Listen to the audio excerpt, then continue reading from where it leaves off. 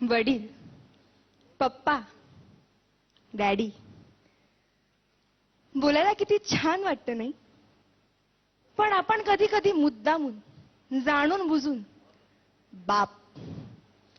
आज अशाच एका बापाची एक कहाणी. आई घराचं मांगल्य तर वडील घराचं अस्तित्व असतं. पण या अस्तित्वाला खरंच आम्ही कधी समजून घेतलंय का? वडिलांना महत्व असूनही त्यांच्याविषयी फारसं बोललं जात नाही. लोकांनी वडील रेखाटलेले, पण तेही तापट, व्यसनी, मार झोड करणारे.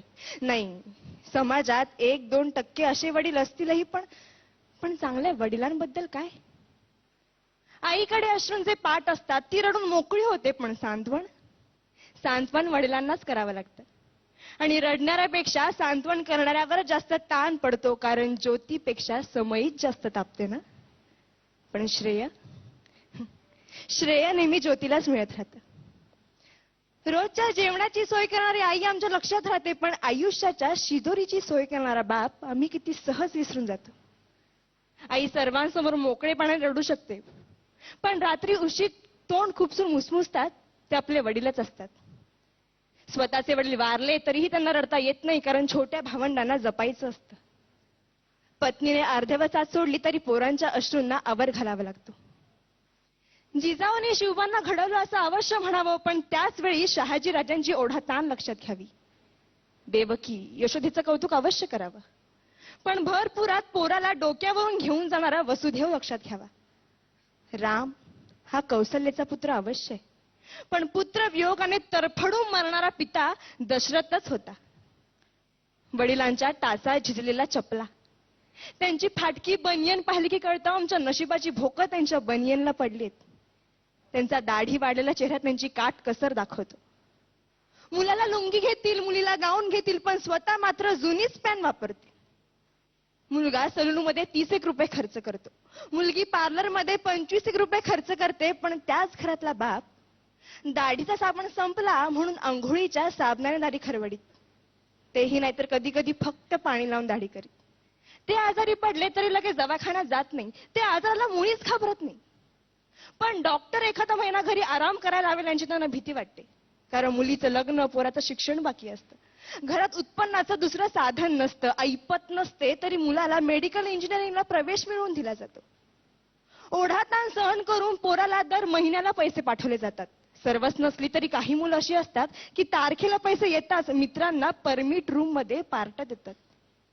आणि ज्या वडिलांनी पैसे पाठवले त्या वडिलांची टिंगल करतात. एकमेकांच्या वडिलांच्या नावाने एकमेकांना हाका मारतात. ज्या घरात वडील आहे त्या घराकडे कोणीही वाईट नजरेने बघू शकत नाही, कारण घरातला कर्ता जिवंत असतो. तो जरीही काही करीत नसला तरी तो त्या पदावर असतो, घरच्यांचं कर्म बघत असतो, सांभाळत असतो. आई असण्याला अथवा आई होण्याला वडिलांमुळेच अर्थ असतो. कोणत्याही परीक्षेचा निकाल लागल्यावर आई जवळची वाटते, कारण ती जवळ घेते, कवटाळते, कौतुक करते. पण गुपचूप जाऊन पेढ्यांचा पुडा आणणारा बाप कोणाच्याच लक्षात राहत नाही. चटका बसला, ठेच लागली, फटका बसला तर आई ग हाच शब्द बाहेर पडतो. पण हायवेचा रस्ता ओलांडताना एखाद्या मोठ्या ट्रकने अचानक ब्रेक लावला तर बाप रे हाच शब्द बाहेर पडतो. कारण छोट्या संकटांना आई चालते हो, पण मोठी वादळ पेलताना बापच आठवतो. काय पटतंय का? मंगल प्रसंगी अख्खं कुटुंब जातं, पण मैताच्या प्रसंगी बापालाच जावं लागतं. मुलाच्या नोकरीसाठी साहेबांपुढे लाचार होणारा बाप, मुलीच्या स्थळासाठी उंबरठे झिजवणारा बाप, खर्चांसाठी स्वतःच्या व्यथा दडपणारा बाप खरंच किती ग्रेट असतोय.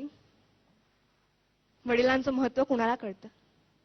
लहानपणीच वडील वारल्यावर अनेक जबाबदाऱ्या खूप लवकर पेलाव्या लागतात. त्यांना एका गोष्टीसाठी तरसावं लागतं. बाबांना पूर्णपणे समजून घेणारी असते ती म्हणजे त्या घरातील मुलगी. सासरी गेल्यावर अथवा घरापासून दूर असताना वडिलांशी फोनवर बोलताना त्यांचा बदललेला आवाज ते एका क्षणात ओळखते आणि 17 प्रश्न विचारायला सुरुवात करते. कारण कोणतीही मुलगी वडिलांना जपते, जाणते.